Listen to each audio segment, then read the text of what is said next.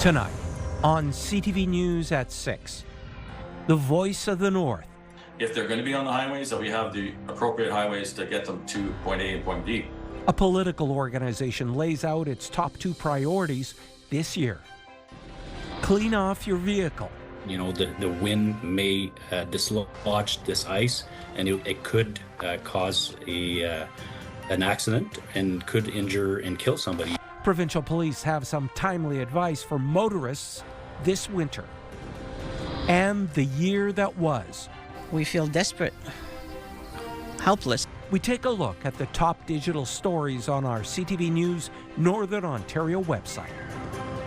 CTV News at 6 with Tony Ryma and Rick Wyman with weather. Good evening, everyone. Thanks for being with us on this Friday, January 2nd.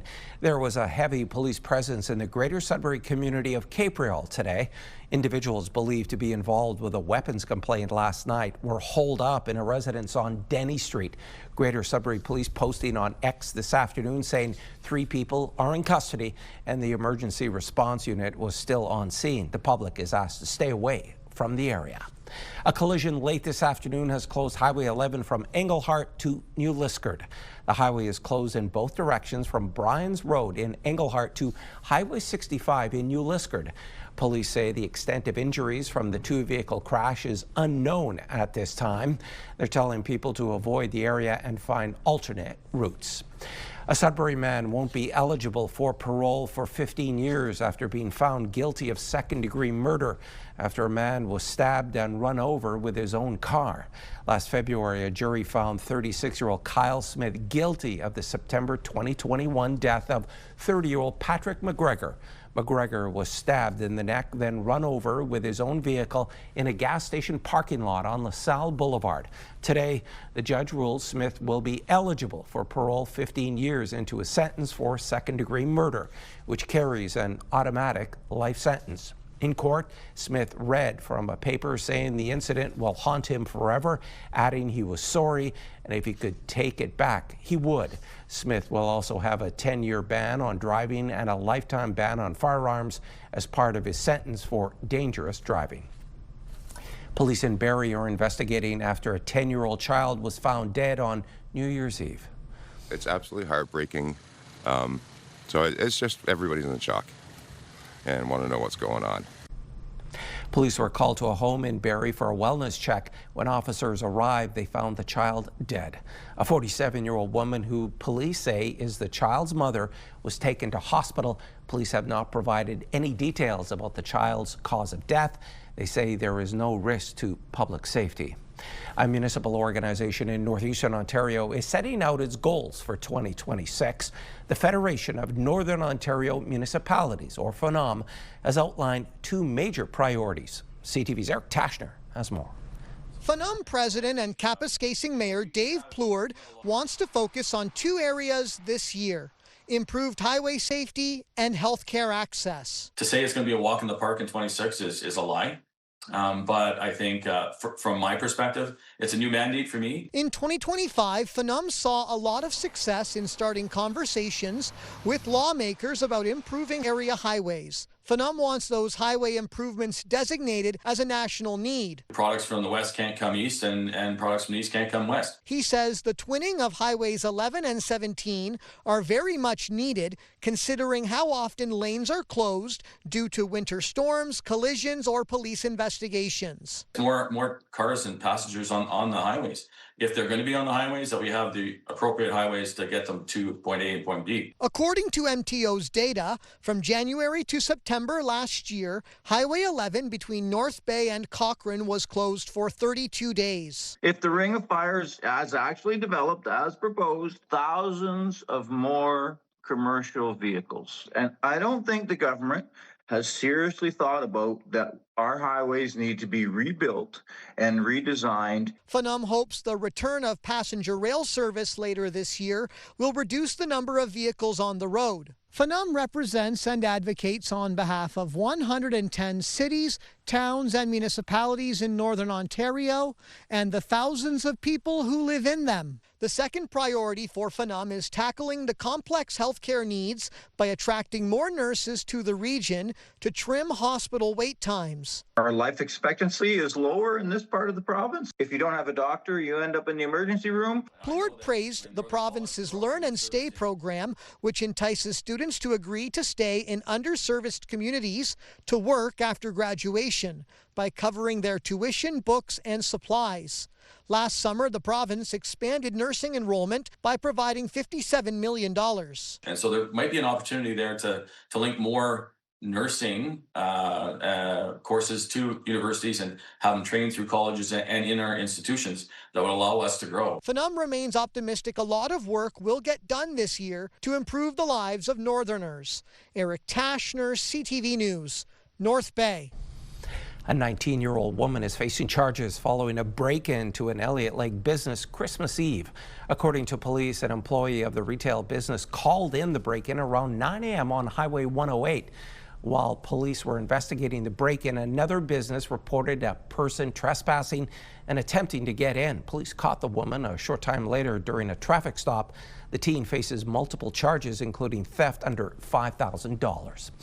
It's a regular task in the north when winter arrives, brushing off the snow and scraping off the ice on vehicles. And as CTV's Madison Merrier tells us, provincial police say it's important to do so, or you could be fined or even cause a crash. Spending a few extra minutes scraping your window may save drivers more than just fines and tickets. If there is any ice or snow buildup on the roof or your hood of your vehicle, as you're driving down the highway, the wind may dislodge this ice, and it could cause an accident and could injure and kill somebody. However, in less severe cases, fines and tickets will be applied. There are different fines that could apply in those cases. Whether the view is obstructed is one possible fine. Also, an insecure load, believe it or not, if there is snow in a vehicle, it becomes a load and it is insecure if it's not removed. A family took to social media to post what can happen to others when you don't clear your car off. There may be some more serious offense that apply, such as even potentially careless driving.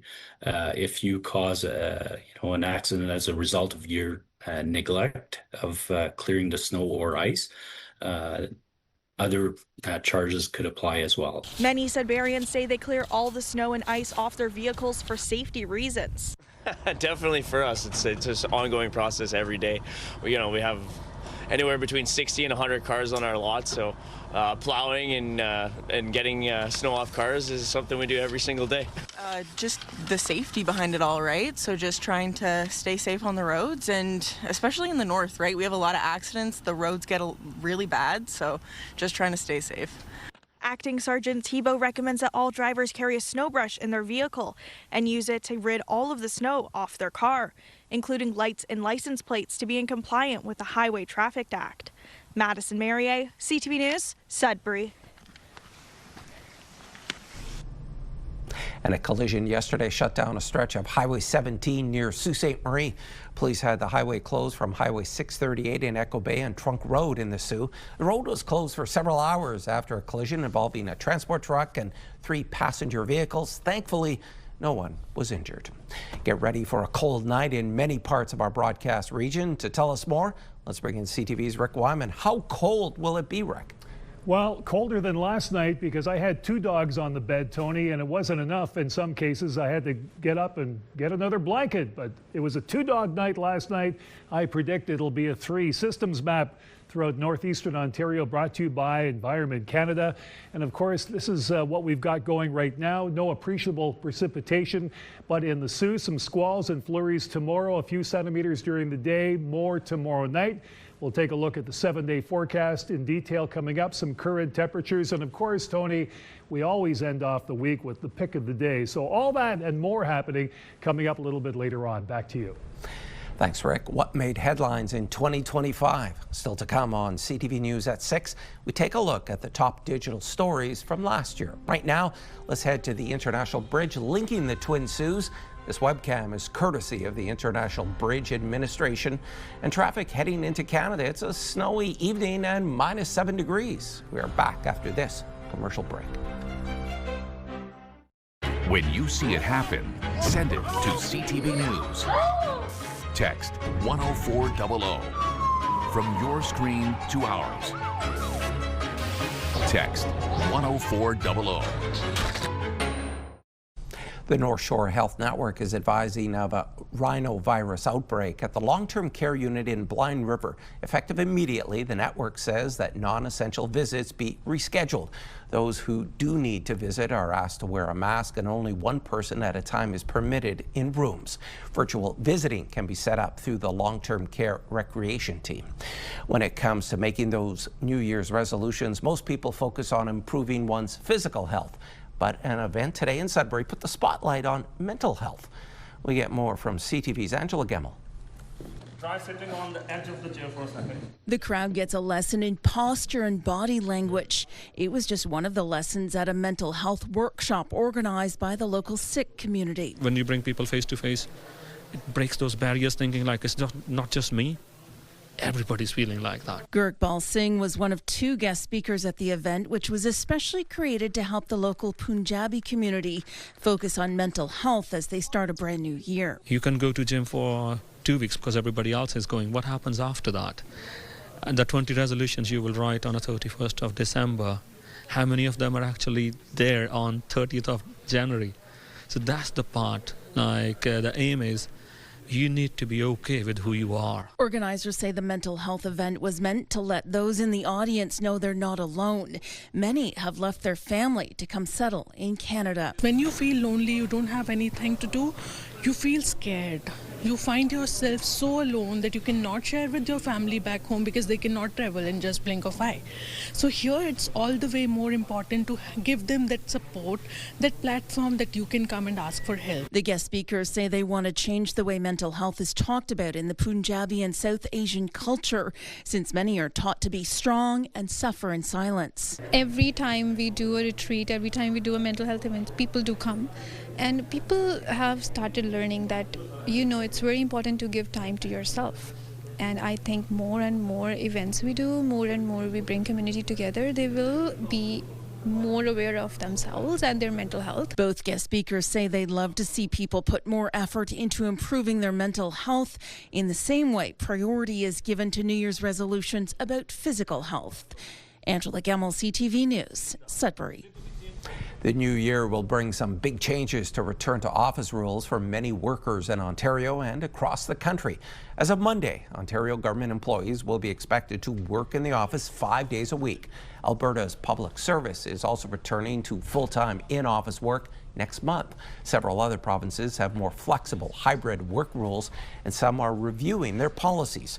It's still not clear when federal public servants will have to increase their office presence or by how much. Prime Minister Mark Carney said last month that a plan would be released in the coming weeks.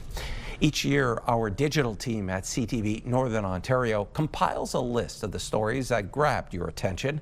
CTV's Lindsay Alick joins us now and is taking a look at some of the top 10. Thanks, Tony. Starting off at number 10 was a story about a mother from Kirkland Lake who shared her story of an abduction attempt. The mother captured this footage of the suspect. She was leaving a store at the end of July when a woman followed her and her 2 children. She says she was able to get everyone in the truck and lock the doors before the woman tried to open the doors, saying she stole her baby. Survivors of a bear attack in Sault Ste. Marie was at number 6, seeing 122,000 page views. The pair shared their story about encountering a mother bear and her cubs while walking their dogs. I turned to run, but realized very quickly that's not the correct thing to do. So the bear bit me bit me on the backside, and then I dropped to the ground and rolled into the fetal position, and the bear was on top of me. Moving to Fauquier-Strickland, many were watching as the township announced in July that they had accumulated more than $2.5 million in operating debt over the last decade. We feel desperate, helpless. We're in a situation where since January, we did try to cut everything that we could. The severe storm damage that caused state of emergencies to be declared in both Bonfield and Calvin is at number 3. CTV's Eric Tashner had a chance to see the destruction at Samuel de Champlain Provincial Park up close. The scope and scale is hard to fathom. This is the first major storm event that I've been part of, and I've been with Ontario Parks for about 19 seasons. Cigarettes, golf memberships, and dog treats. At number 1 was the Freedom of Information Act request that uncovered expense reports filed by North Bay Mayor Peter Chirko. Do not use the city's credit card as your personal line of credit or to make your public image more elevated. This is egregious. I think he should resign, or at the very least, council needs to vote and suspend him and dock his pay. To see the full stories, visit our website at ctvnews.ca. Tony, back over to you. Thanks for that, Lindsay. And don't forget to tune in tonight at 11:30 as CTV's Ian Campbell continues to bring you the good news from 2025. Tonight, he'll be at Sudbury's Kiwi Park. The city of Timmins has issued an extreme cold weather alert for the next 3 days. Temperatures are expected to drop as low as -35 with the wind chill overnight. The city is reminding people that the emergency shelter on Spruce Street South is open to help protect those in need from the elements. Frostbite and hypothermia are real risks at these temperatures. If you need to be outside, dress in warm layers and keep skin covered as much as possible. An extreme cold weather alert also being issued by the Homelessness Network of Sudbury. Warming centers are operating overnight, including the Samaritan Center and Go Give Project. The Association of Street Youth will provide overnight services, including transportation to warming centers, and have extra clothing and blankets for those choosing not to access shelters or warming stations. This initiative is funded by the city and is enacted when the temperature drops below -15. Tonight, temperatures are expected to fall to -27 with the wind chill. And back now for a check on your current conditions with Rick. Weekend finally here. It'll be a cold start for a lot of people here in the Northeast, and then things start to warm up by Sunday afternoon, Sunday evening. Let's have a look. Forecast radar right now throughout the Northeast looking pretty good. Some snow squall activity in the Soo, but we'll get to that in the 7-day forecast and a lot more. But first, your current temperatures across Northeastern Ontario. It'll be a cold one tonight. -23 in Moosonee, -24 Cochrane, -23 in Timmins, -25 in Kapuskasing. How about Chapleau? -20, -20 in Wawa, -17 in the Soo. Some squall activity tomorrow, 2 to 4 centimeters during the day, another 5 at night. Parry Sound, -12 right now.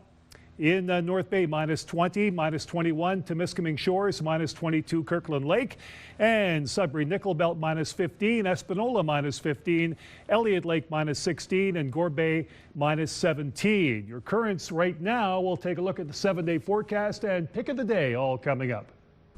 Thanks, Rick. The gap is widening next on CTV News at 6. The top 100 CEOs in Canada earn way more than the average worker. And Canada is tightening immigration rules this year. We'll have details on the changes. The pay gap between Canada's top CEOs and the average worker continues to grow. What's happening here is that when companies do well, the CEO sees huge expansion in their bonuses, and companies have been doing very well since the pandemic. A lot of folks are seeing the price of almost everything go up. Well, that money goes somewhere, and one of the important places that it has gone is big increases in corporate profits. CEO bonuses are often based to some degree on corporate profits. A new Canadian Centre for Policy Alternatives report shows 100 of Canada's highest paid CEOs made an average of $16.2 million in 2024. That's about 248 times more than the average Canadian worker and surpasses a previous record of $14.9 million set in 2022. The CEO of Shopify topped the list with a paycheck of over $205 million. This year, Canada will see fewer new residents, international students, and temporary workers. It's part of the federal government's efforts to reduce levels and prioritize economic immigration. CTV's Rachel Aiello explains what that will mean for newcomers. For many wanting to call Canada home, the latest immigration levels plan has injected uncertainty into the year ahead. For example, the federal government is cutting the number of international students it'll accept this year in half. A reduction this PhD candidate, who came to Canada from Iran in 2021 to do cancer research, says while necessary, has left many prospective students in limbo. They don't feel welcomed here. They were invited to come here. They were accepted to come here. And now they're just caught in this perfect storm. Canada will also be accepting fewer temporary workers this year. They're more focused on labor shortages now. Overall, the government plans to admit 380,000 permanent residents in 2026, down from the target of 395,000 admissions in 2025. There's always winners and losers. The winners are going to be the Canadians, particularly the young Canadians looking for that entry-level job that has been occupied by a foreign national. The losers are going to be the foreign nationals who came here with false promises of permanent residence. While it may be shaping up to be a challenging year for the thousands with temporary status who can't stay, Canada is offering express entry for prospective newcomers who speak French or have skills in key sectors, such as trades, agriculture, engineering, education, and healthcare. Instead of a broad, open arms approach to immigration, it's more selective now. It's more focused on ensuring that the economy can absorb their permanent residents and the workers coming in. Linked to the shift towards prioritizing economic immigrants is a plan to spend more than $1 billion on a new international talent attraction strategy to incentivize leading researchers and innovators to come to Canada. Rachel Aiello, CTV News, Ottawa. The Prime Minister is set to head to Europe next week as talks to end the war in Ukraine are intensifying. The Prime Minister's office confirming this morning that Mark Carney will be in Paris Monday and Tuesday to meet with the Coalition of the Willing, a group of 35 of Ukraine's staunchest allies. The meeting comes about a week after Zelensky came face-to-face with U.S. President Donald Trump, who said Ukraine and Russia were closer than ever to a peace deal, pointing to a few outstanding issues. Donald Trump and a top Iranian official are exchanging dueling threats as widening economic protests sweep across parts of the Islamic Republic, escalating tensions between the two countries. Trump took to social media early this morning, warning Iran that if it kills peaceful protesters, the United States will come to their rescue. At least 7 people have been killed so far in violence surrounding the demonstrations, sparked in part by the collapse of Iran's currency. Shortly after Trump's message, the Secretary of Iran's Supreme National Security Council alleged on social media that Israel and the U.S. were stoking the demonstrations, but offered no evidence to support the allegations. Venezuela's President Nicolas Maduro is proposing serious talks with the U.S. president on combating drug trafficking and offering U.S. companies ready access to Venezuelan oil in an interview recorded on New Year's Eve. Maduro said Venezuela was a, quote, brother country to the U.S. and a friendly government. The comments represent a shift in Maduro's tone towards the U.S. since a large-scale military buildup was launched in the southern Caribbean. Trump has accused Maduro of running a narco state and threatened to remove him from power. Maduro strongly denied links to crime and said the U.S. is working to oust him to take control of Venezuelan oil and mineral deposits. And there's more news still ahead, but first, here's your full weather forecast with Rick. You'll like the warm-up that's about to hit Northeastern Ontario, and I can frankly say it's about time. Forecast radar, let's check out and see what Environment Canada is offering this hour. Some snow squall activity and, of course, some flurries in the Sault Ste. Marie area, also affecting Gore Bay, but no appreciable amounts, but there will be some a few centimeters of snow, to say the least, for tomorrow. Northeastern Ontario overnight, we've got a lot of wind chill factors to consider. Minus 28 in Greater Sudbury. Sault Ste. Marie, 5 to 10 centimeters of snow for this evening and overnight. Wind chill minus 33 in Timmins, minus 28 Temiskaming Shores, and minus 28 in North Bay. How about Moosonee? Minus 32 with the wind chill, minus 33 Caphurst, minus 27 in Wawa. Wind chill in Gore Bay, minus 21 and minus 22 in Parry Sound. 7-day forecast numbers: light snow for tomorrow, minus 14, minus 15, sunshine on Sunday. Monday, some snow, minus 7, minus 3. Flurry activity Wednesday, Thursday. Take a look at the temperatures: minus 3 Tuesday, minus 5 Wednesday, minus 1 by next Thursday. In Sault Ste. Marie, Algoma, squalls tomorrow, 2 to 4 centimeters during the day, 5 centimeters at night, minus 8. Chance of flurries Sunday. Monday, some snow. Tuesday, chance of flurries. Wednesday and Thursday, minus 1 and 2 degrees by next Thursday. So you go from 0, minus 1 to 2 degrees in just a couple of days, and that'll affect the Sault and Algoma. Timmins, Cochrane, Kapuskasing, chance of flurries tomorrow, minus 17, minus 19 Sunday with the sun. Monday, chance of snow, chance of flurries Tuesday, minus 9 Wednesday, and dropping or warming up, I should say, some cloud cover, and minus 2, 0 by next Friday. Is that possible in January? Temiskaming Shores, Kirkland Lake, chance of flurries tomorrow, minus 16, minus 17 Sunday. Periods of snow Monday. Chance of flurries on Tuesday. Here we go. Wednesday, minus 6 and minus 2 on Thursday. Again, 1 or 2 degrees coming up by next Friday. So there will be a bit of a warm spell here in the north. Greatly appreciated. North Bay, West Nipissing. Here we go. Sun and cloud, minus 14. Sunday, we've got minus 15. Monday, some snow, minus 6. Chance of flurries on Tuesday at minus 2. Minus 4 Wednesday, cloud cover, 0 on Thursday. So again, that change in temperature going from cold to warm should start Sunday afternoon into perhaps early Monday morning. You'll see that transition and feel the transition as well.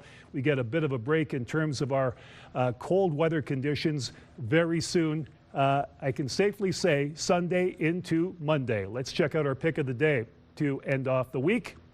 Thank you so much, Kelly Kuhn, for this one, this great pick. Well, it's a lazy afternoon, to say the least, and Whitefish Falls, the location. Kelly, thank you so much. Perhaps your pick could be on come Monday. But still, we've got to say thanks for the great picks. We've had a wonderful time in 2025. Heading into 26, we can expect a lot more. Stick around. Coop is next with your CAA Tip of the Month.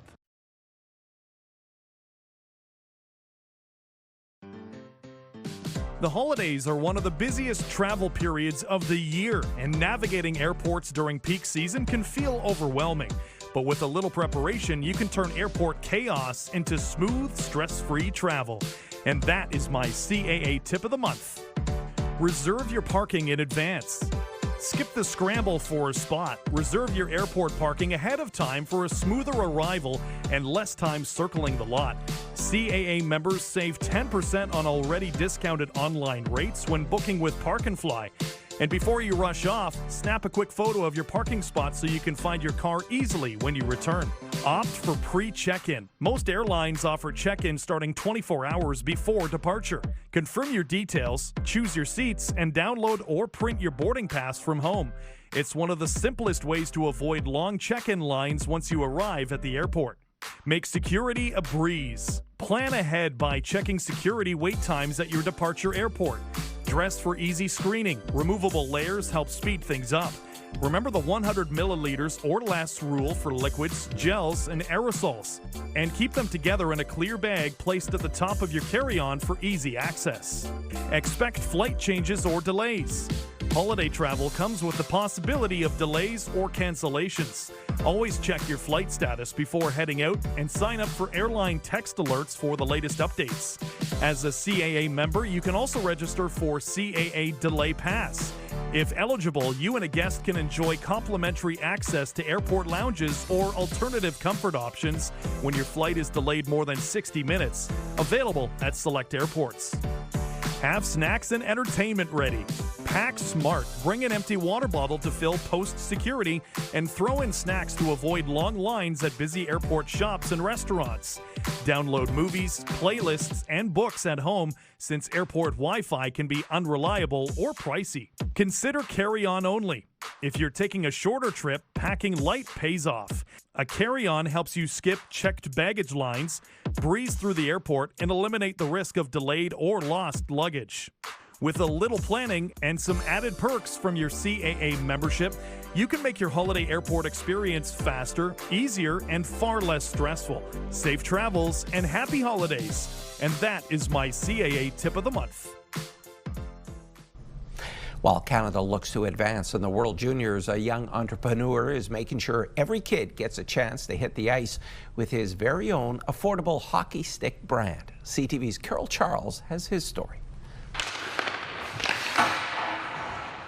Zachariah Thomas is getting some ice time in between running his own business. The arena, a place he considers a second home. Thomas began playing hockey with the Oshawa Minor Generals at the age of 10. He played in the CHL in Quebec and moved up through the ranks, eventually landing in a minor pro league in New York. When the pandemic hit, things changed. He shifted his focus to his love of business, starting his own hockey stick brand in 2022 called Swift Hockey. I kept seeing a really strong problem over and over again where sticks kept breaking.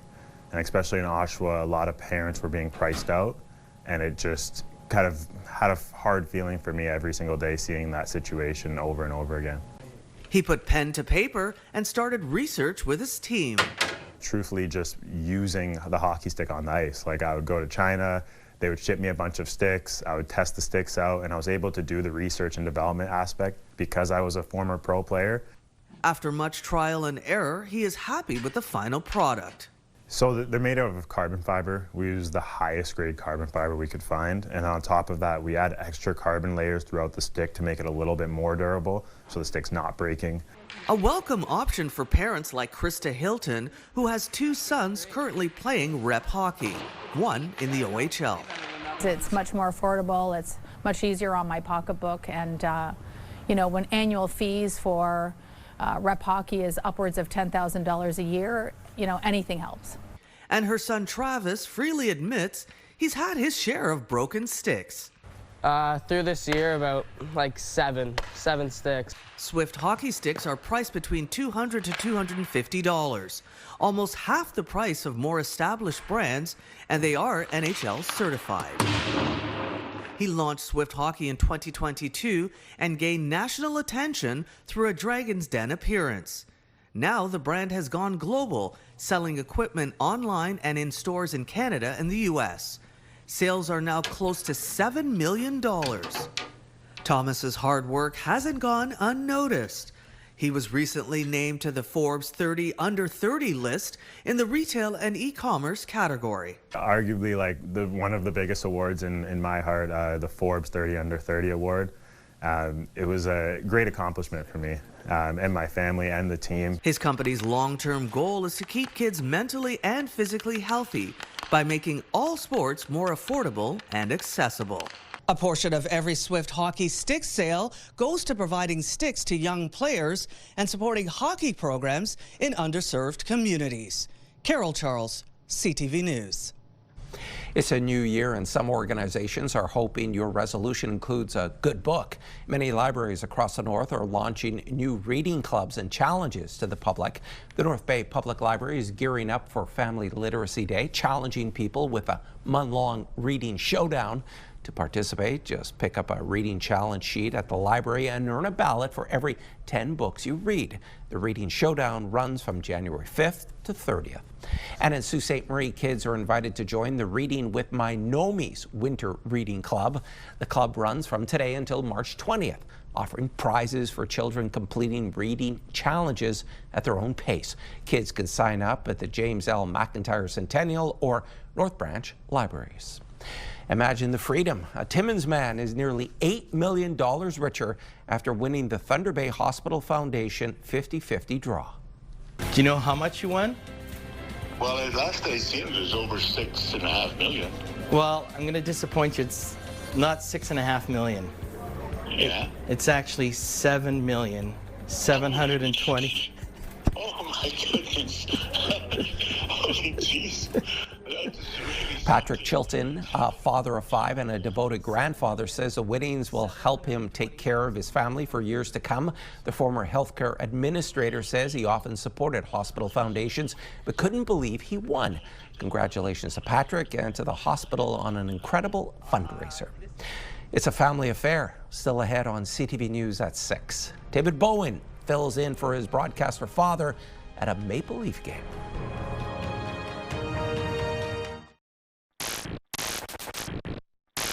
Hockey This Week is brought to you by Rastall Nut and Bolt Company. Here's the chance again. They score! Holy Mackinac! Sudbury Wolves broadcaster David Bowen recently had the chance to follow in his father's footsteps by calling the play-by-play of a National Hockey League game. Sudbury's Joe Bowen is calling it quits after this season as the play-by-play broadcaster of the Toronto Maple Leafs. So while he was being acknowledged for his career prior to the Chicago Blackhawks Leafs game, just before Christmas, David did the game along with color analyst Jim Ralph. David, welcome to the set. Great to see you. It must have been quite a night. Yeah, lots of fun. The entire Bowen family had a great night. How did you know that you were going to get the opportunity, the pleasure, every kid's dream of calling an NHL game? Yeah, obviously very fortunate, but I think my dad, once they told him what night it was going to be, he wanted to take the night off and spend it with family and friends and kind of enjoy a Leaf game in a different way than he usually does.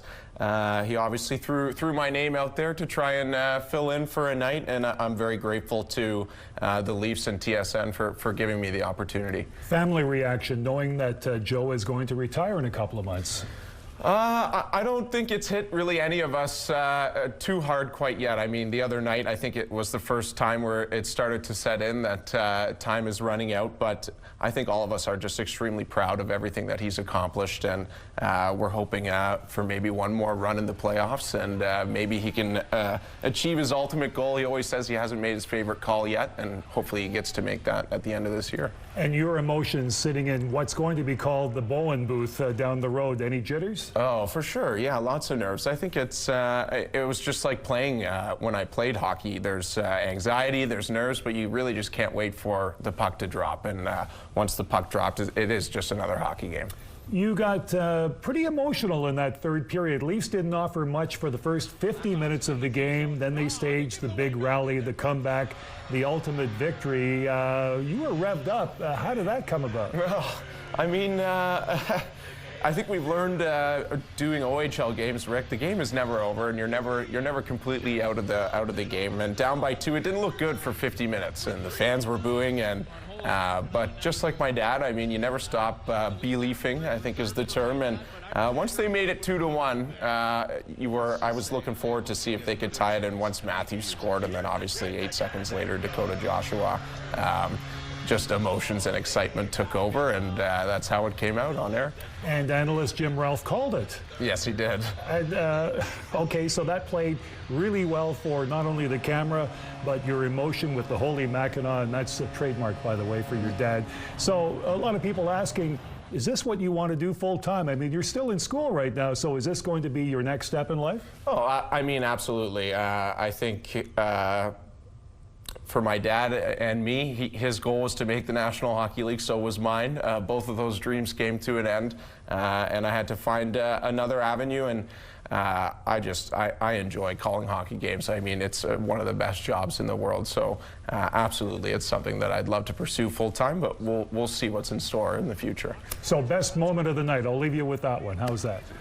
Oh, there were so many. In terms of calling the game, after the Matthews goal to tie it, I was just talking with Ralphie about how my dad probably would have used Holy Mackinac on the tying goal, and as he's responding, saying, you know, David, I hope you maybe get a chance to use it. The Leafs scored 8 seconds later, and I called the goal, and I still wasn't sure if I should steal the old man's catchphrase, but Ralphie kind of punched me on the shoulder and said, you know, you got to do it. So I blurted that out. I never imagined in a million years kind of doing that, but that was a highlight of the night, calling the game. But in terms of just everything else, I think being on the ice for that ceremony, and when they did announce that they're changing the booth to Bowen's booth, it was pretty hard to keep the tears from running down my cheek just looking at my dad and how much obviously that means to him. And yeah, that was very special. Well done. Thank you. Well done. I appreciate it, Rick.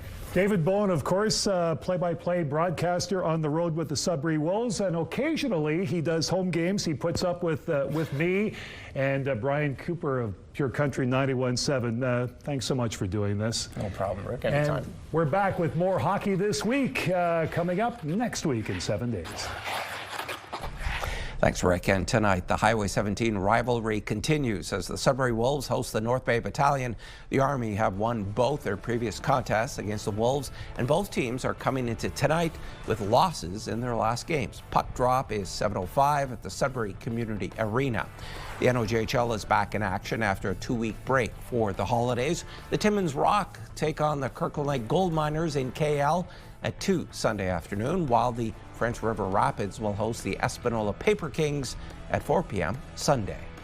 Canada will take on Slovakia this evening in the quarterfinals at the International Ice Hockey Federation World Junior Championships in Minnesota. Porter Marteau puts it back across, breaking, shoot, scores!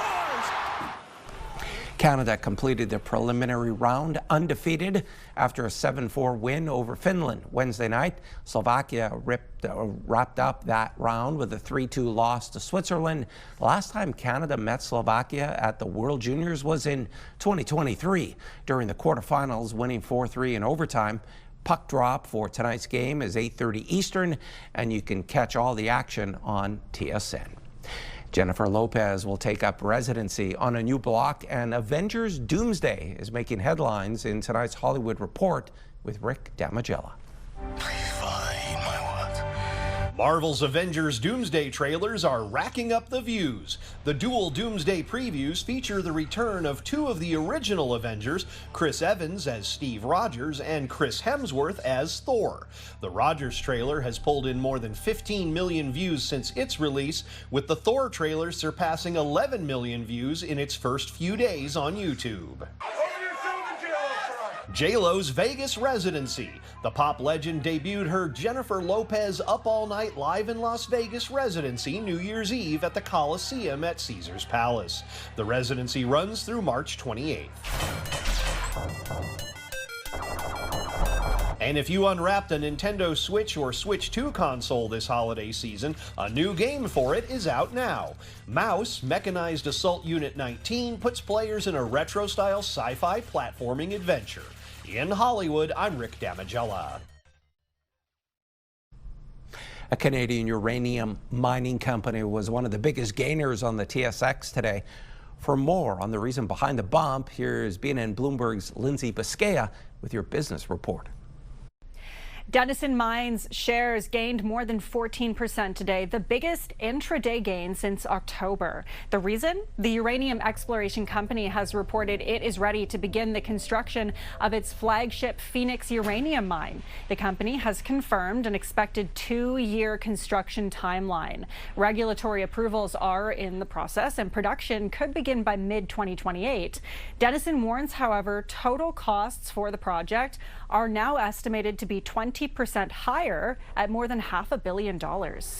And here are the closing numbers for the day. The Canadian dollar is down to $72.84. West Texas Intermediate is down to $57.29. Western Canadian Select also ended the day lower at $43.83. And the TSX gained 170 points today, closing at 31,883. And those are your business headlines. I'm Lindsay Biscaya. And here are the current prices for some key commodities we watch. Gold up $6.93, closing the day at $43.3238 US an ounce. Silver up $1.36 to end the day at $72.82. Copper moved ahead by a penny. A nickel down a penny, ending the day at $7.53 US a pound. And before we go, I'm going to have your weather forecast for Saturday. Let's take a look at your forecast. For Sudbury, minus 14 degrees and light snow. And through Timmins, sun, cloud, and some flurry activity. Minus 17 is a daytime high. In through Sault Ste. Marie, minus 8. Also more snow on the way, up to 4 centimeters as we head on over to North Bay on the chilly side. Minus 14 with a mix of sun and cloud. Minus 10 and light snow in through Parry Sound, and for Timiskaming Shores, minus 16 and 40% snow showers. Well, it was a special New Year's Eve surprise for OPP officers in Armstrong, about 250 kilometers north of Thunder Bay. Come on. 1, 2, 3, 4, and then one is over there across the road. 5 lynx. Oh my gosh, that's crazy. A family of 5 lynx, 2 adults, and 3 kittens. In a social media post with this video, OPP say encounters like this are a reminder of how incredible our northern wildlife really is and how much happens in the forests around us that we rarely get to see. Lynx are known as solitary animals, according to Parks Canada, only working as a pair or group during mating season or when raising kittens. For Constable Stubington of the Armstrong OPP, it was a perfect final highlight for the year. And finally this evening, with this being the second day of January and the start of a new year, we're going to end our show with U2 and New Year's Day. Thanks for watching and have a good weekend.